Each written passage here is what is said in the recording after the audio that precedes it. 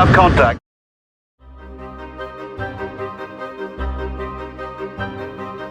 Halo kaum rubah, selamat datang di channel Up Movie. Bagaimana keadaan kalian hari ini? Tentu saja mager, bukan? Film ini mengisahkan seorang kolektor dan juga perampok karya seni yang tergabung dalam sebuah tim. Seiring berjalannya waktu, mereka diminta membantu Interpol untuk merebut emas senilai 500 juta dolar dari dalam pesawat.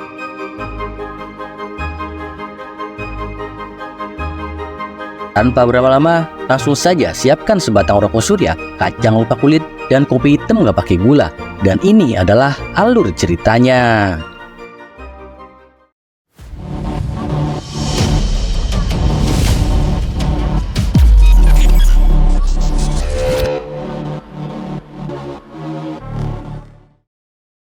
Jangan lupa subscribe ha. Ingat ha, subscribe ha. Film diawali dengan memperlihatkan seorang pria bernama Cyrus, sang kolektor ulung yang sedang menghadiri sebuah acara lelang terbesar di dunia di negara Italia, di mana karya-karya seni terbaik seperti lukisan Van Gogh akan diperjualbelikan. Anehnya, Cyrus sedang berkomunikasi dengan beberapa temannya yang tersebar di berbagai titik.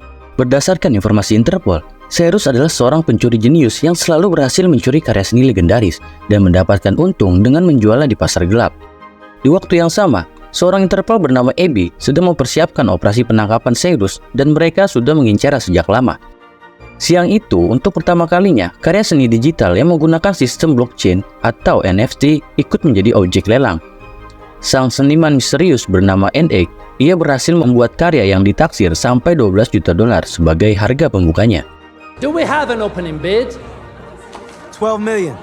Para peserta lelang pun antusias untuk mendapatkan karya seni termasuk Cyrus yang harga awalnya 12 juta dolar kini meningkat sampai 20 juta dolar akibat persaingan sengit di antara peserta. 16.5. 16.5? 17 and a half. 20 million. Dan begitu MC lelang telah menetapkan pemenangnya, tiba-tiba seluruh sistem mengalami gangguan. Akibatnya orang-orang berlarian keluar, tapi Cyrus malah mendatangi N8 dan menawarkan untuk menyelesaikan transaksi pembelian di kapal mewah pribadinya. Dan dari sana mereka pun langsung pergi menggunakan kapal yang sudah disiapkan oleh rekan-rekannya. Abby yang memantau dari tadi tentu menyadari ada hal yang janggal dan langsung menyerahkan seluruh pasukannya untuk menangkap Cyrus. Non perderli di vista. Tapi sejak awal Cyrus juga telah menyadari gerak-gerik Interpol. Makanya, ia dan rekannya sudah mempersiapkan berbagai jebakan sepanjang pengejaran. Abby terkenal Interpol yang cukup baik dalam setiap misinya. Ia bahkan langsung mencari kapal ketika dirinya sempat terjebak. Tapi Cyrus dan rekannya juga sudah mempersiapkan pelarian yang sempurna, di mana mereka berhasil meretas sistem tanggul danau dan mengaktifkannya sebagai dinding penghalang untuk menghentikan kejaran dari Abby.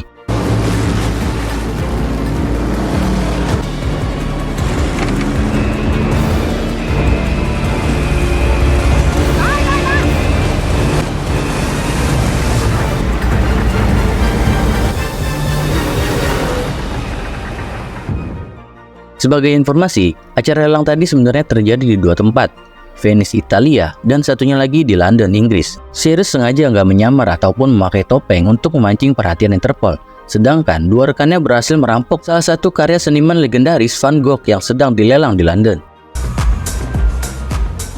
Thank you.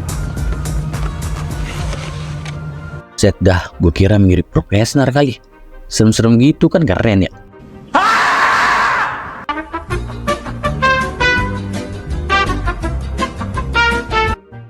Begitu tiba di kapal pesiar yang mewah, N8 langsung menerima notifikasi pembayarannya. Mereka pun bersenang-senang semalaman.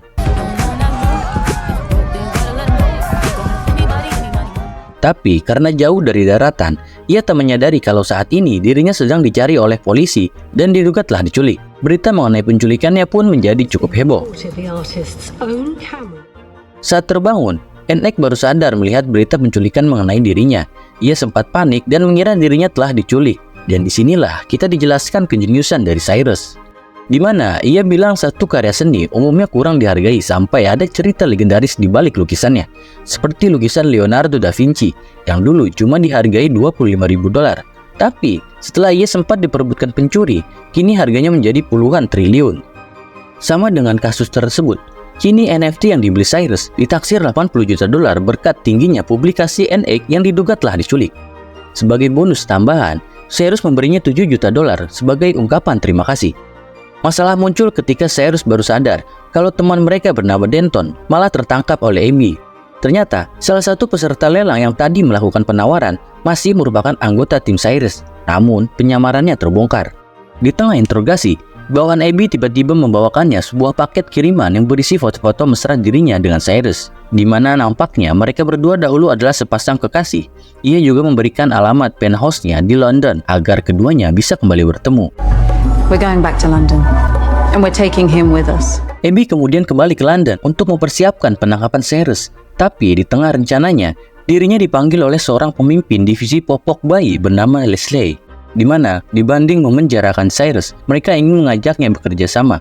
Tentu saja, awalnya Abby tak setuju, karena divisinya telah mengejarnya sekian lama dan sekarang malah mau dilepaskan. Leslie bilang, mereka harus mengorbankannya untuk kasus yang lebih besar, di mana terdapat seorang miliarder bernama Lars Jorgensen, yang sering mendanai aksi teror di berbagai negara, seperti pemberontakan, teroris, bahkan meledakan pesawat komersil. Semua itu ia lakukan untuk menurunkan harga saham yang akan dia beli. Setelah sekian lama, Leslie berhasil menangkap salah satu bawahan Lars dan menggali informasi darinya, di mana dalam waktu 1 bulan ke depan, Lars telah menyewa sebuah organisasi hacker ternama untuk meretas sistem bendungan di sebuah kota yang akan mengakibatkan banjir besar. Sebagai bayaran atas jasa bencana yang akan dia buat, Lars memberi mereka emas senilai $500 juta. Emas-emas itu saat ini berada di Bank London dan akan dibawa menggunakan pesawat ke Zurich.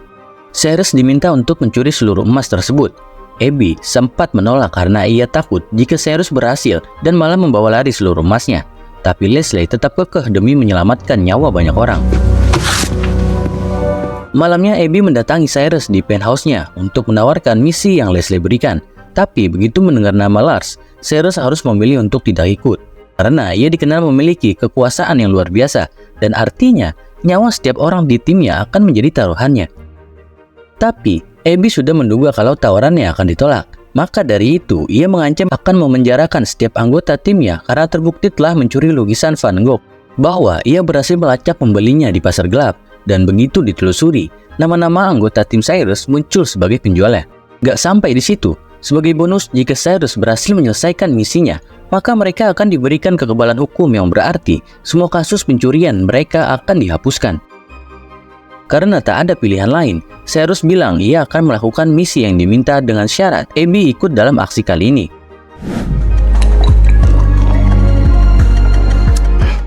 Keesokan harinya, Cyrus mengumpulkan semua rekannya, masing-masing dari mereka ahli dalam bidang tertentu, dari hacker, pilot, penyamar, mekanik, dan ahli mesin. Setelah misi dijelaskan, mereka menganggap kalau pencurian kali ini akan sangat rumit dan bisa dibilang mustahil. Apalagi barang yang akan mereka curi adalah emas dengan berat 10 ton. Tapi, Cyrus sebagai ketua tim mengatakan tak ada yang mustahil dan mereka harus menjalankan misi ini jika ingin bebas dari kejaran Interpol. Di tempat lain, kita diperlihatkan salah satu bawahan Lars yang sedang menyiksa seorang pengkhianat, di mana orang inilah yang membocorkan soal transaksi emas kemarin ke Interpol.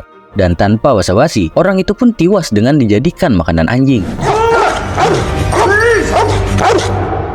Di saat anggota timnya masih kebingungan mencari cara bagaimana mencuri emas 10 ton dari sebuah pesawat, Cyrus muncul dengan sebuah ide yang berbeda, di mana dibanding fokus mencari emas, ia ingin mereka mencuri pesawat yang mengangkut emasnya, tapi bukan dengan cara membajak. Ia melanjutkan, jika mereka bisa menukarkan sinyal dari pesawat yang membawa emas dengan pesawat lainnya, maka mereka bisa memanipulasi agar emas itu akan dibawa ke Cortina. Tapi, tentu pesawat penggantinya harus memiliki bodi dan kecepatan yang mampu mengimbangi pesawatnya. Maka dari itu, mereka menemui seorang miliarder pemilik perusahaan unicorn bernama Eric untuk meminjam private jet miliknya. Pesawat ini benar-benar canggih karena ia memesan khusus dari seorang ilmuwan.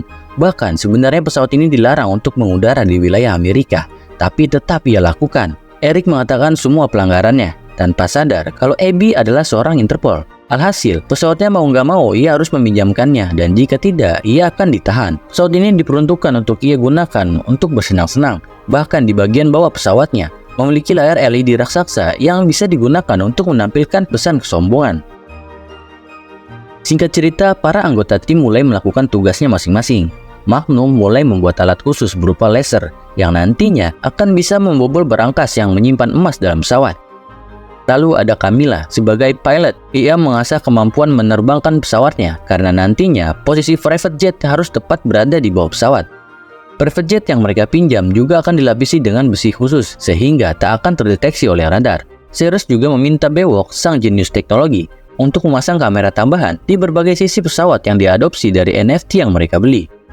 Sedangkan Danton terlihat sedang mempersiapkan penyamarannya. Cyrus sempat meminta saran terkait perasaannya ke Abby yang belum juga hilang. Tahun lalu mereka berdua bertemu di Paris, tapi pas kenalan, masing-masing dari mereka menggunakan identitas samaran. Dalam waktu singkat, keduanya saling jatuh cinta sampai Abby menyadari kalau Cyrus adalah seorang pencuri.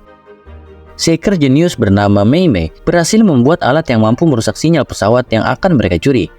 Tapi saat itu terjadi, para petugas kontrol udara akan menyadari ada sinyal pesawat lain dan butuh waktu agar sinyal itu bisa dipindahkan dan juga tak ada teknologi manapun yang mampu meretasnya. Cyrus bilang kalau kita tidak bisa meretas teknologi, maka kita meretas manusia yang mengoperasikannya. Maka dari itu, Cyrus dan Abby berangkat menuju Brussels untuk menemui kenalannya. Pria ini bernama Harry. Dahulu, ia merupakan informan bagi Abby dan sekarang bekerja sebagai petugas kontrol udara. Awalnya ia menolak mentah-mentah tawaran Abby, apalagi jika dilakukan karena menjadi taruhannya. Tapi setelah Cyrus menawarinya bayaran $1 juta, ia langsung menyetujuinya. Happy to be in business with you.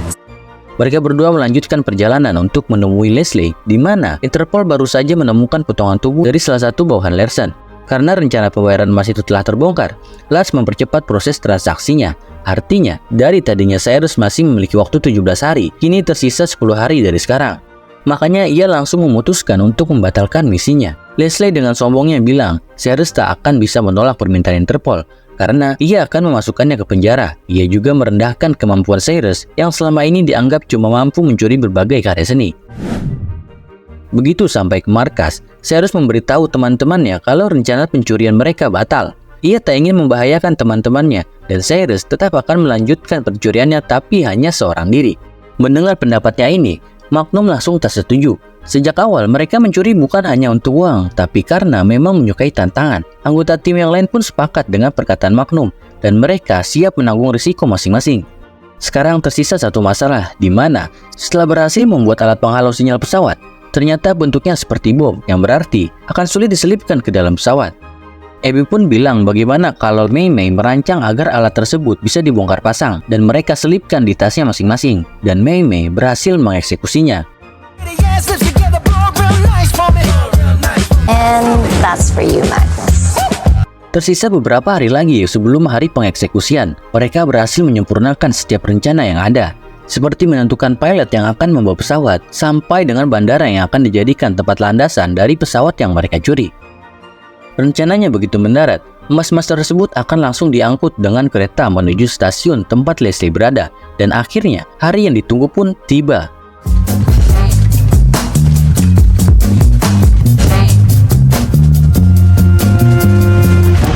Cyrus dan timnya membagi posisi duduk mereka di berbagai tempat dalam pesawat.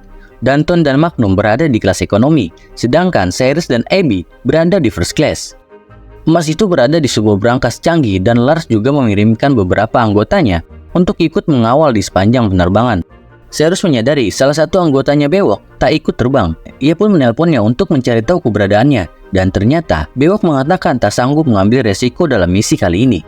Walaupun seakan-akan dikhianati oleh bawahannya, Cyrus tetap berusaha tenang. Tapi masalahnya, salah satu komponen alat penghalau sinyal pesawat harusnya dibawa oleh Bewok. Mei Mei bilang, mereka masih bisa menggunakan alatnya, namun alat itu mesti diletakkan di kamar mandi di dekat kokpit. Di sisi lain, Camilla juga sudah siap untuk terbang menggunakan jet pribadi yang telah dimodif. Dan dalam waktu 10 menit ke depan, posisi pesawatnya harus sudah berada di bawah pesawat. Maka dari itu, Cyrus dan timnya mulai merakit alat penghalau sinyal. Abby dipercayakan untuk menyatukan semua komponennya, malah gak sengaja menjatuhkannya.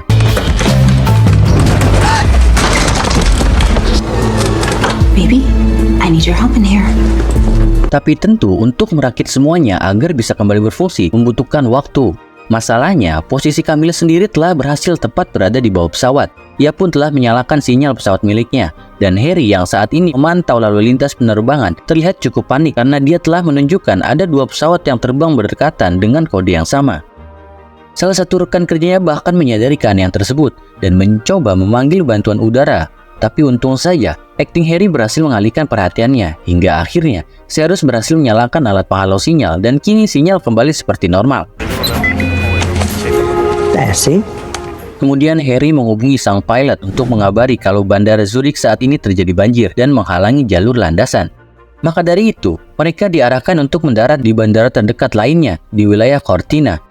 Sedangkan untuk menipu radar pesawat, mereka mengirimkan sebuah drone yang membawa sinyal pesawat ke arah bandara Zurich. Jadi seakan-akan tak ada perubahan rute dalam penerbangan mereka.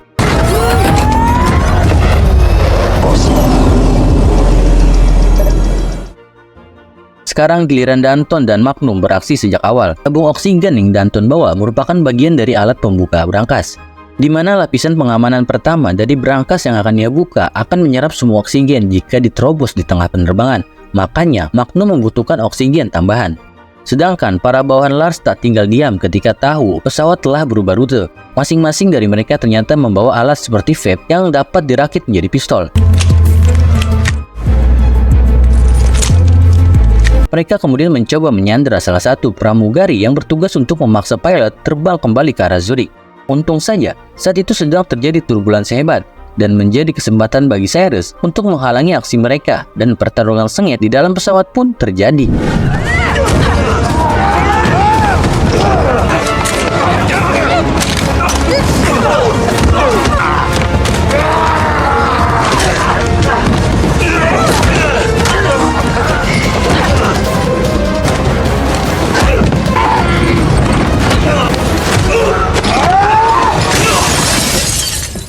Di saat yang bersamaan, Magnum berhasil membuka brankas menggunakan alat ciptaannya. Begitu pesawat mendarat, nantinya emas-emas tersebut sudah siap untuk diturunkan.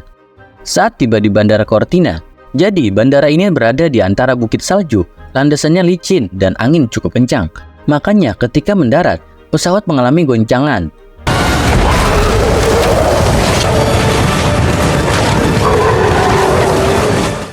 Amy dan Cyrus sebenarnya ingin menyusul Magnum ke bawah untuk bersiap-siap menurunkan emasnya.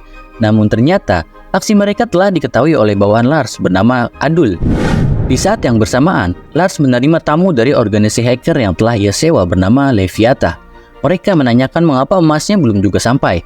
Dan di sini, dengan sangat berani, Leviatha mengancam jika pembayarannya belum juga diterima, maka seluruh akun Bang Lars akan mereka retas. Itulah salah satu alasan mengapa Leviatha selalu memilih dibayar dengan emas, karena tak dapat diretas oleh hacker manapun.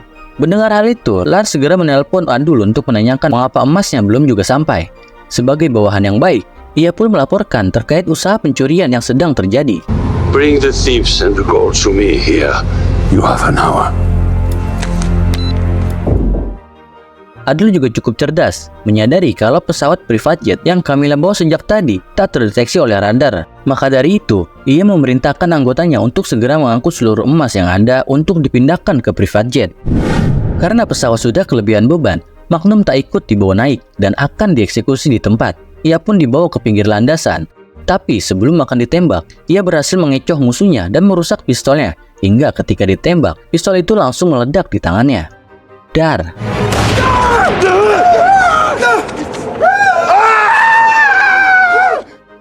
Di sisi lain, Cyrus yang sedang ditahan di dalam jet. Camilla membuat pesawat bermanuver sangat edan demi melepaskan besi-besi khusus yang melapisi dinding pesawat. Karena begitu terlepas beberapa keping saja, sudah cukup untuk memunculkan keberadaan mereka di radar.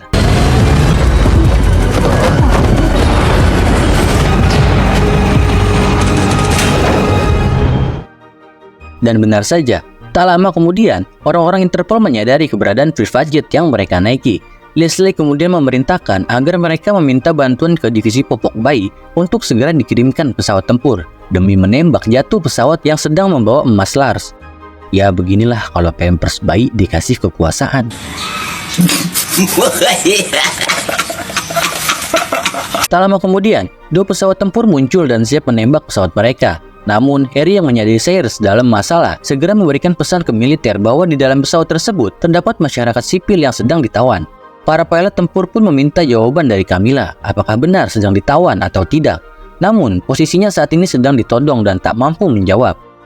Makanya, ketika ada kesempatan, tiba-tiba Cyrus memberikan perlawanan demi mereka bisa menuliskan pesan emergency melalui layar LED raksasa yang berada di bawah. 20 seconds.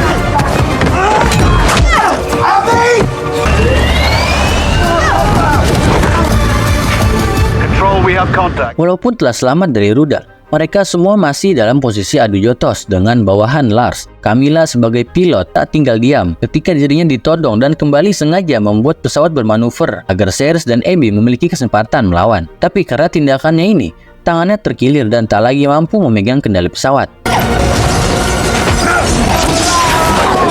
Cyrus dan Abby segera menyusul ke kokpit untuk membantu menstabilkan pesawat yang sudah hampir jatuh. Tapi musibah kembali terjadi ketika salah satu besi pesawat lepas dan merusak bagian ekor pesawat. Dan harus segera mendaratkan pesawat saat itu juga. Yang kebetulan jalur masuk ke Villa Lars memiliki jalan yang cukup panjang untuk menjadi pendaratan darurat.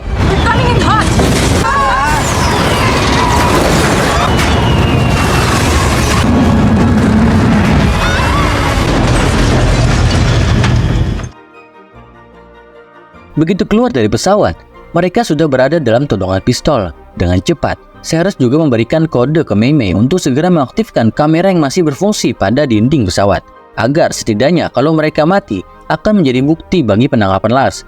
Leviathan sendiri mendapat info kalau salah satu dari mereka adalah Interpol dan memilih untuk kabur duluan dari lokasi.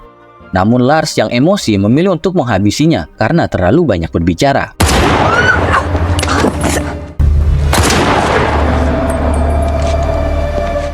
Di sini, Cyrus kembali mempertaruhkan nyawanya dengan mengaku sebagai seorang Interpol, sedangkan Abby hanya seorang pencuri biasa. Untung saja, polisi yang dikirim oleh Interpol tiba di lokasi. Namun, Lars sempat mencoba mengelak dengan mengatakan kalau Cyruslah yang telah memasuki wilayah pribadinya.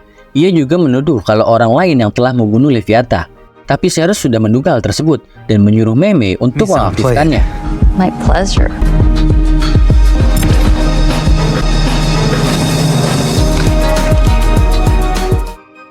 Tak lama kemudian, Leslie berhasil tiba di lokasi menggunakan heli. Cyrus dan Camilla memilih untuk segera pergi sebelum keadaan jadi lebih rumit. Di sini, Abby diberitahu temannya kalau tadi Leslie sempat memerintahkan pesawat tempur untuk menembak pesawatnya, walaupun jelas-jelas Abby masih berada di dalamnya. Kesal akan kebenaran tersebut, ia pun memukulnya dan memilih untuk keluar dari Interpol. Abby, let me explain. No need. I quit. Beberapa minggu kemudian, Cyrus dan Abby berkendara bersama menuju sebuah danau. Tapi di tengah perjalanan, Cyrus memberinya sebuah hadiah kecil, di mana nama pelaku dari penculikan karya seni kedua orang tuanya dahulu. Cyrus berhasil melacaknya menggunakan beberapa kenalan lamanya. Jadi waktu di awal misi, Abby sempat cerita kenapa ia sangat benci dengan pencuri seni, karena orang tuanya dahulu punya sebuah karya seni ternama, tapi malah diculik oleh orang tak dikenal. Karena Abby sekarang bukan lagi bagian dari Interpol, Cyrus mengatakan sebuah rahasia umum di dunia perfilman, di mana mereka kemarin sebenarnya telah berhasil mencuri 10 ton emas yang menjadi objek transaksi. Jadi, saat mereka berhasil, diam-diam Magnum membuat emas batangan palsu yang juga dinaikkan ke pesawat tanpa diketahui oleh siapapun. Ketika Magnum berhasil membuka berangkasnya, ia segera menukarkan isinya dan menjatuhkan di tengah gunung. Bewok sebenarnya juga hanya berpura-pura gak ikut misi untuk mengelabui Abby, dan saat itulah dia yang ditugaskan untuk melacak keberadaan dari emas yang dijatuhkan. Dan saat ini seluruh tim sedang menunggu di pinggir danau tempat emas itu tenggelam. Tak hanya berhasil menyelesaikan misi, mereka juga berhasil mendapatkan 500 juta dolar tambahan, dan dengan begitu film pun selesai. Bagaimana film ini menurut kalian? Oke, cukup sekian dari saya. Mohon maaf bila banyak kesalahan. Sampai bertemu di konten berikutnya.